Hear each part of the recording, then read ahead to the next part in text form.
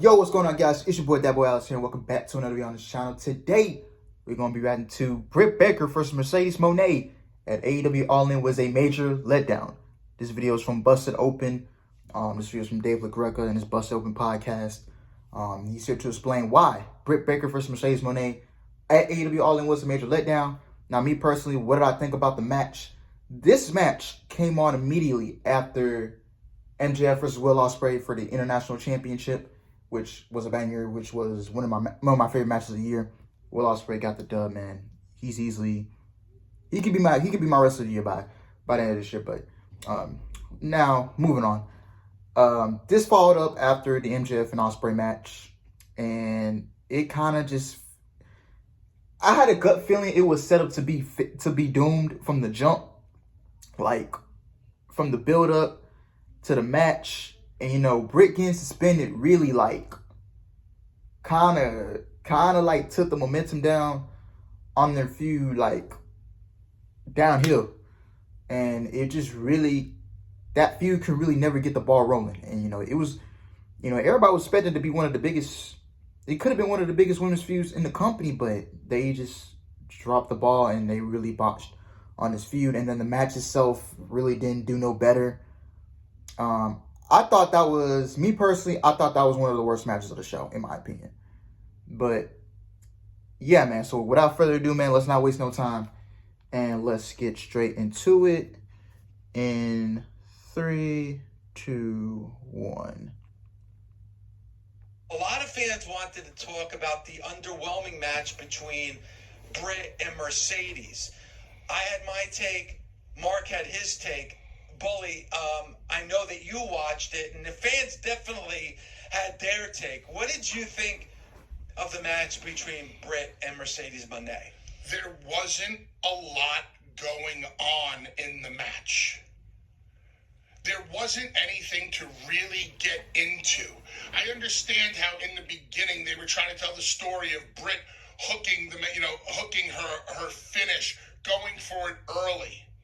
I saw a lot more facials from Mercedes than I saw from Britt. I didn't see as much milking of the moments, and to compare it, go back and watch the match right before. MJF and Ospreay did a phenomenal job with their facials, a phenomenal job of milking of the moments. So you're seeing it done really, really well 20 minutes to a half an hour before, and then you're not seeing it as well in the women's match, which I think can take away. Although I thought Mercedes did a better job of showing her face, her frustration, her angst, whatever. There was some stuff, some mat wrestling early on that was, it was off. There was nothing to really get into. Now, here's an aspect that I think really comes into play. I looked at the timer on the pay-per-view when Britt and Mercedes went into the ring. 2.5 hours into All In before their match. How long was the pre-show? An hour? 2 hours? How long was it? It was. I think it was about 2 hours. Yeah, 2. But the fans, if you watch it, the fans were kind of flooding in at that time. It's not everybody was sitting in their seats for the entire 2 hours. I'm going to say that by the time Mercedes and Britt went to the ring, they get about 3 hours of action. The match right before Britt and Mercedes was very much a follow that match. Ospreay and MJF they got main event reaction, end of show reaction from that crowd. They told a great story leading up to All In, maybe the best story in AEW leading up to All In other than Swerve and Danielson. And Britt and Mercedes, to be quite honest. And they paid it off. Ospreay, the hometown guy, defeats MJF. That's the Tiger Driver 91, right? Yes. That story comes full circle that they've been playing with for months. Gets to 1, 2, 3. The place goes apeshit. 50,000 countrymen, 50,000 Ospreay fans, all screaming at the top of their lungs. If you look at the crowd from the time Daniel Garcia comes to the ring, they're standing on their feet the whole time.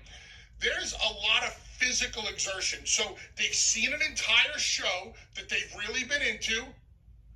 Now they get Ospreay and MJF, which is like they're expending so much energy, so much anything, everything that they got left. They're on their feet, they're popping, they're screaming, Ospreay wins, yay! Everybody is so happy. Dude, you only have so much gas in your tank. That is one of those matches that not many people can follow. Yeah. I think Britt and Mercedes were a victim. I think 50% of the problem with Britt and Mercedes, for those people who were saying it didn't go right, it wasn't good, yada, yada, was the fact that they had to follow something that blew the people up after they had already watched 3 hours of wrestling. They needed a come-down period. I don't think the positioning of that match is very smart. I would never have put that match on. It's too important of a match.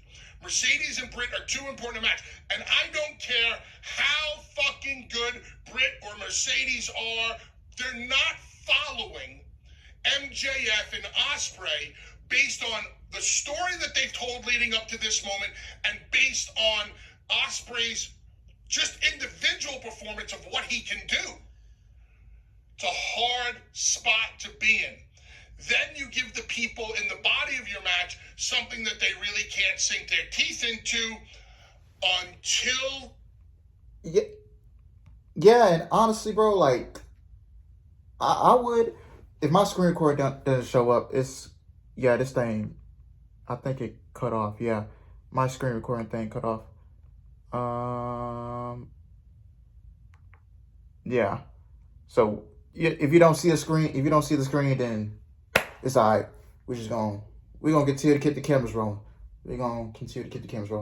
But yeah, they were just like I said, they were just doomed for failure from the jump.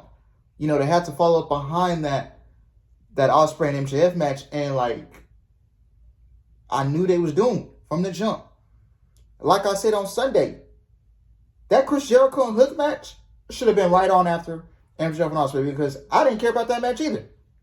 And that was one of the worst matches on the show as well. Jericho and Hook should have followed up by the MJF and Ospreay match. Then the Darby Allin and Jack Perry match should have came on after. Britt and Mercedes should have been the second to last match on the show, in my opinion. It should have been. If I was booking a pay-per-view, I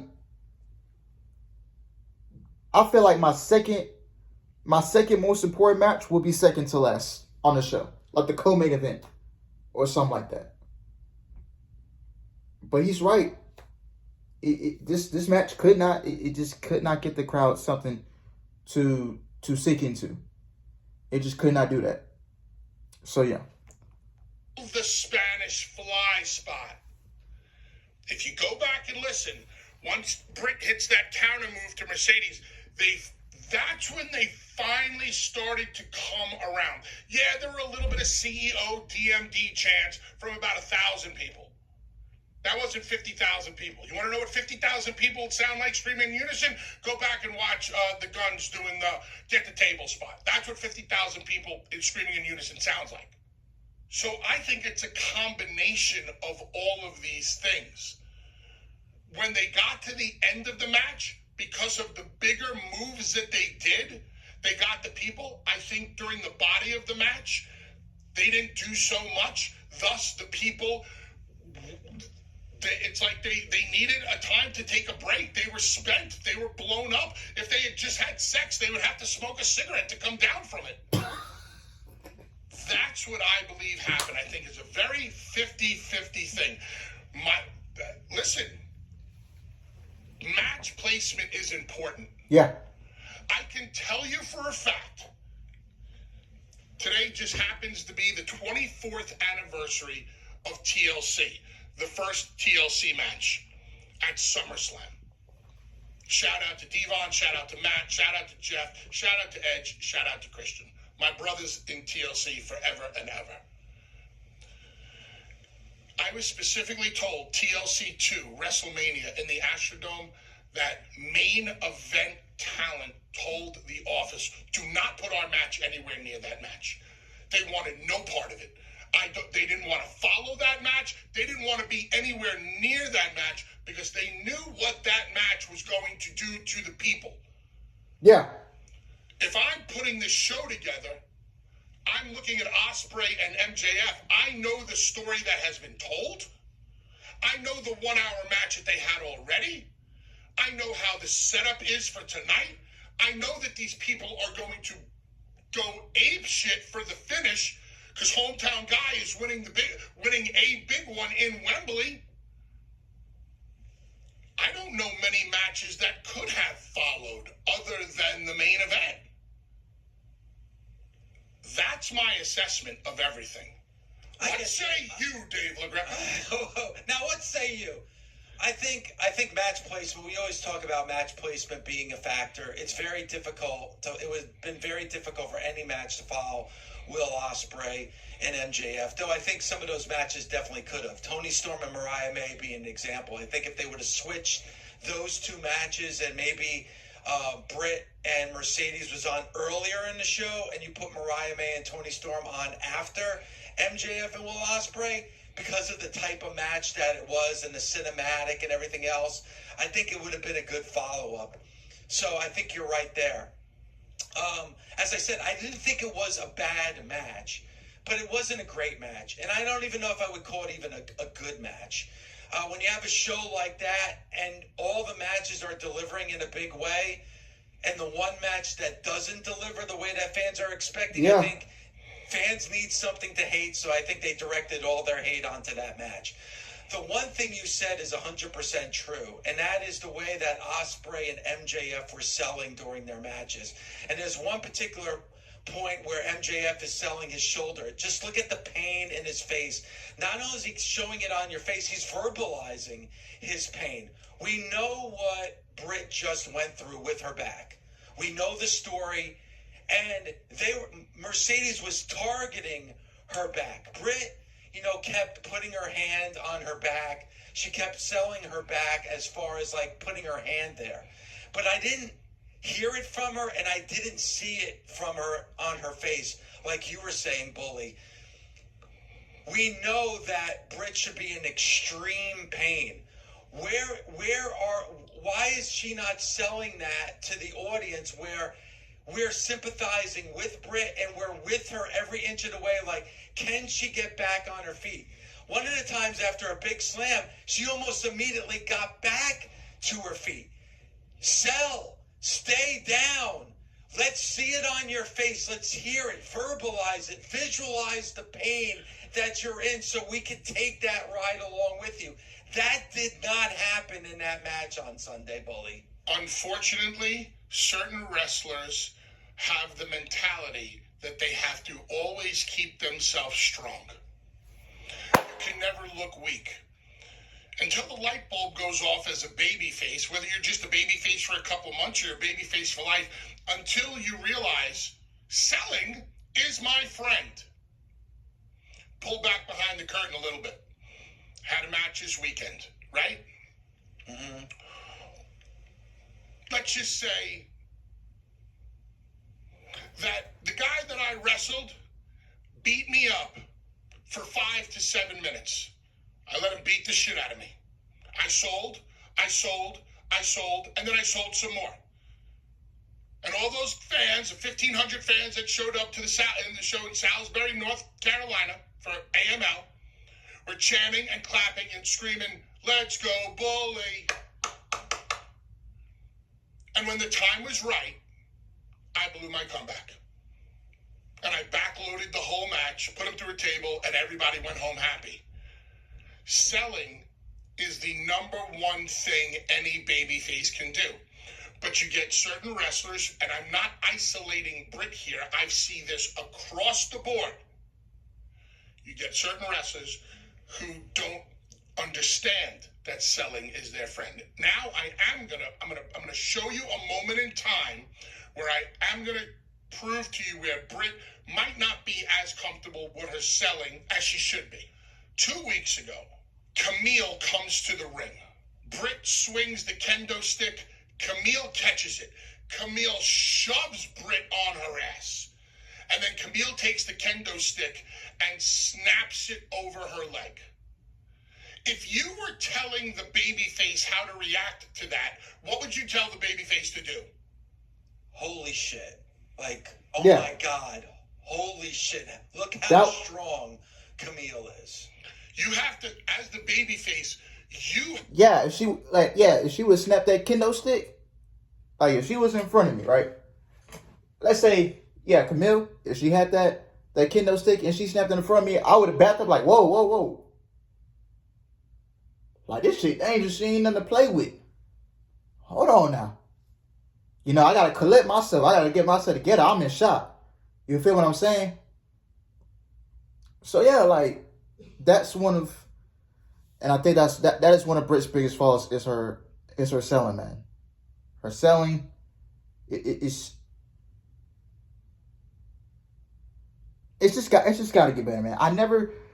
Britt Baker, man.